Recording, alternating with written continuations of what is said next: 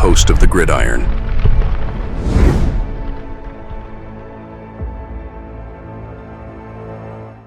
Because the Saints are trying to hold off, my bad, should I say. They want to talk to Kellen Moore, the offensive coordinator for the Eagles, right? And of course, they can't do that until after the Super Bowl's over. So that's why, Kafka had two, right, interviews, right, with the Saints. But it's like been kind of crickets ever since then, right? And also there was a report saying that quite possibly, if Kafka were to get hired by the Saints, he might be bringing in Wink Martindale as the defensive coordinator. Wouldn't that be funny, huh? But apparently there's a chance that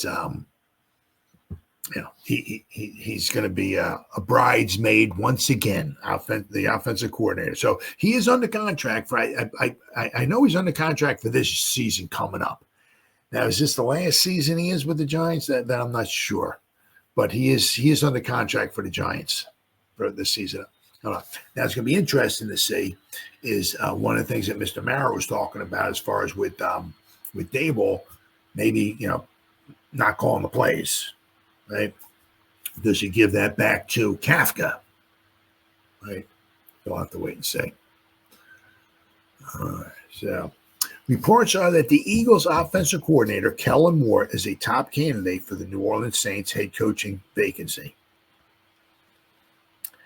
It seems increasingly likely that the Giants offensive coordinator / assistant head coach, Mike Kafka, will not be getting the head coaching job with the Saints.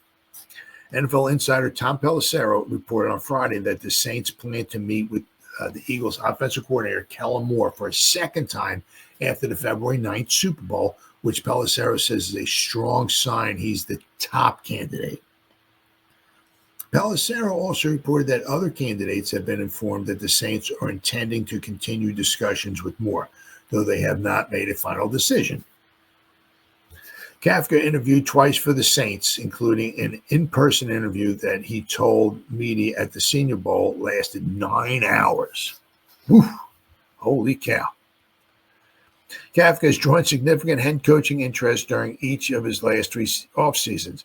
With the Saints having the last head coaching vacancy in the cycle, it appears Kafka will again be shut out.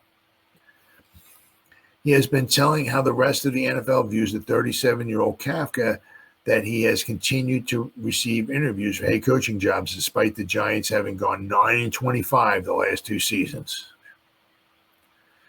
There have been reports that the Giants head coach Brian Daboll is under pressure to relinquish offensive play calling duties. If so, that responsibility, which he held in 2022 and 2023, could return to Kafka in 2025.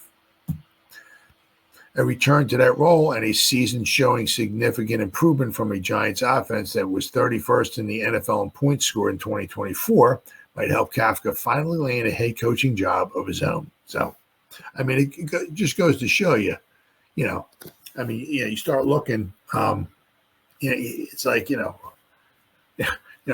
why these teams looking at, we suck. Why, like Brandon Brown. Why do they want Brandon Brown? As a GM, we stink. Or Kafka. It just goes to show you. We got some guys. Got some guys on the roster. That are garnering some interest from other teams. So, I mean, Kafka is very young. He's obviously been under Daboll, right? Andy Reid. He was a quarterback, but he also, he played quarterback. So, he's got a good offensive mind. He's very young, right? So, one of these days he just might get himself a head coaching job. The same thing with Brandon Brown.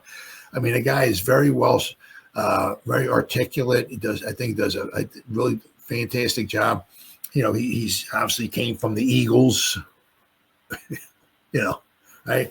And we maybe haven't had the success, but he's learning from Shane, who came from Buffalo. So you got a lot of winning, information going on in there. So sooner or later, Kafka or Brandon Brown just might wind up, obviously getting a job. The thing is that, if they were to get a job this season, this off season, we would get a like 3rd round compensatory picks for them next year. We get 2 3rd round picks if we were to lose either Brown or Kafka. So that would be, not saying I want to lose either one of those guys, but if we were to lose one of those guys, we would get some high draft capital for them. So that would be really, that would be fantastic. But I think we have 8 picks this year in the draft. So, and we have two 4th round picks, I believe. So that would be fantastic.